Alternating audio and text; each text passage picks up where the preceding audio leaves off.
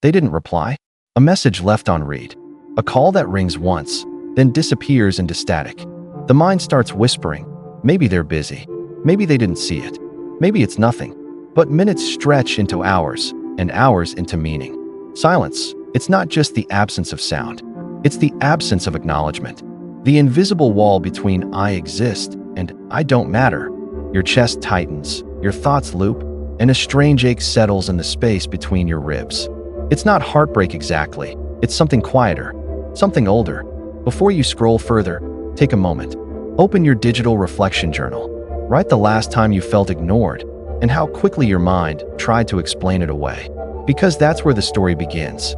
Long before there were texts, calls, or followers, there were tribes. For early humans, being ignored wasn't an inconvenience. It was a death sentence. To survive, you had to belong. To belong, you had to be seen. And so the human brain evolved to treat attention as a signal of safety. Every glance, every nod, every acknowledgement from another human meant, you are part of us. You are safe from predators. You will eat. But when that attention disappeared, when the group turned away, the brain sounded alarms. Cortisol surged. Anxiety spiked. Your body prepared for rejection like it would prepare for famine. This is why silence still hurts.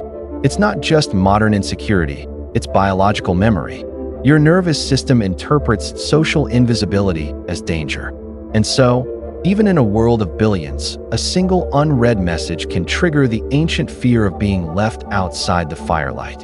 Neuroscientists have found that the pain of social exclusion activates the same brain regions as physical pain, especially the anterior cingulate cortex, the area that lights up when you burn your hand or break a bone. Your body doesn't distinguish between "they're ignoring me" and "I'm in danger." It just registers pain. When you send a message and get no reply, your brain enters a prediction loop. It expected feedback and got none. This prediction error creates tension, confusion, and emotional restlessness. Dopamine, the chemical of anticipation, begins to fluctuate wildly. The same system that drives us to check our phones for notifications or refresh social media is the one that once kept us alert for signals of inclusion. The silence becomes an unfinished story. Your mind keeps rereading the last sentence, searching for the missing words. And because uncertainty is more stressful than rejection, your brain would rather know you're not wanted than sit in the void of maybe. That's why ghosting feels worse than being rejected outright. Your brain can't close the loop. Being ignored doesn't just hurt, it rearranges your sense of self. The brain's default mode network, responsible for self-referential thought, becomes hyperactive. You start replaying conversations, scanning for flaws, and questioning your worth that it's not vanity. It's survival strategy. When the social brain senses exclusion, it immediately tries to self-correct, to find the reason so it can restore connection. But in modern life, this system backfires. The reason isn't always you. Sometimes, people are distracted, detached, or simply elsewhere. Yet your brain, wired for tribal logic, assumes personal fault. It can't comprehend disinterest as neutral. It interprets it as banishment. This is why social media makes invisibility so unbearable. You see them online. You see them interact with others. Your primitive brain doesn't interpret that as "they're busy." It interprets it as "they're excluding me." And so begins the spiral, a loop of self-surveillance, comparison, and imagined narratives.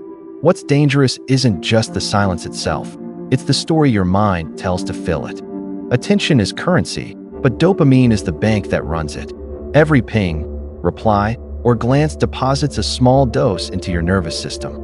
But here's the twist. The most addictive feedback isn't consistent. It's unpredictable. The same mechanism that keeps gamblers hooked at slot machines keeps us refreshing messages. This is called variable reward, when the brain never knows when the next acknowledgement will come. It keeps you checking, waiting, hoping, not because you're weak, but because your brain is wired to find patterns in randomness. And silence, that's the ultimate uncertainty. Each moment of no reply becomes a new roll of the dice. Each day, without contact adds emotional interest to the debt. You might find yourself replaying moments, drafting responses that will never be sent, or performing subtle actions online hoping they'll notice. It's not obsession, it's chemistry. The prefrontal cortex, Logic is trying to detach, but the limbic system, emotion, keeps chasing the unfinished reward cycle. This is how attention becomes addiction and silence becomes withdrawal. Technology has made communication effortless and connection optional. You can ignore someone without consequence, disappear without closure, and leave emotional trails without accountability. Ghosting has become a cultural shorthand for avoidance. But beneath it lies something darker, a collective desensitization to the pain of others. We forget that on the other side of silence, a nervous system is panicking. In an era where visibility equals value, being ignored can feel like being erased. People post more, perform louder, and stretch thinner, trying to prove they still exist. But attention has become so fragmented that acknowledgement is now a form of luxury. We are drowning in communication and starving for connection. What your ancestors feared at the edge of the campfire now happens in your pocket, millions of times a day. And yet, the same ancient system still reacts as if the tribe turned its back. The world may have evolved, but your biology hasn't. At its core, attention is not vanity, it's oxygen. To be noticed, to be responded to be seen. These are signals the brain interprets as survival approval.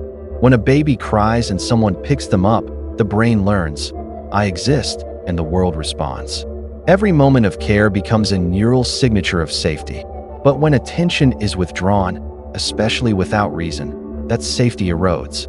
The amygdala interprets the absence as danger, the prefrontal cortex rationalizes, and the limbic system starts writing emotional fiction to make sense of it.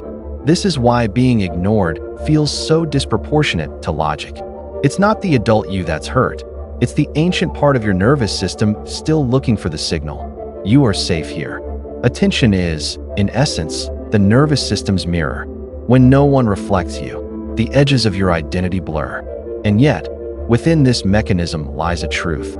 The need to be seen is also the call to see yourself. When external mirrors fail, internal vision becomes survival. To escape the loop of silence, you have to reclaim the narrative. Not by pretending not to care, but by teaching your nervous system a new form of recognition. Internal validation begins with awareness, the ability to notice your emotions without judgment. When your mind says, "Why didn't they reply?" you respond, "Because I'm wired to care." That simple acknowledgement rewires shame into understanding. You start to realize, the craving to be seen isn't weakness, it's proof you're human. But chasing attention that doesn't return becomes self-abandonment in disguise. Every time you beg for acknowledgement from those who withhold it, your brain learns a dangerous equation. My worth depends on their reaction. To unlearn that, you must create moments of internal confirmation, writing, reflection, silence. Not as isolation, but as repair. When you begin to validate your existence through action, discipline, and self-expression, your brain finds new dopamine pathways, ones not dependent on unpredictable others. The goal isn't to stop caring. It's to care from abundance, not absence. Your mind wants closure, not chaos.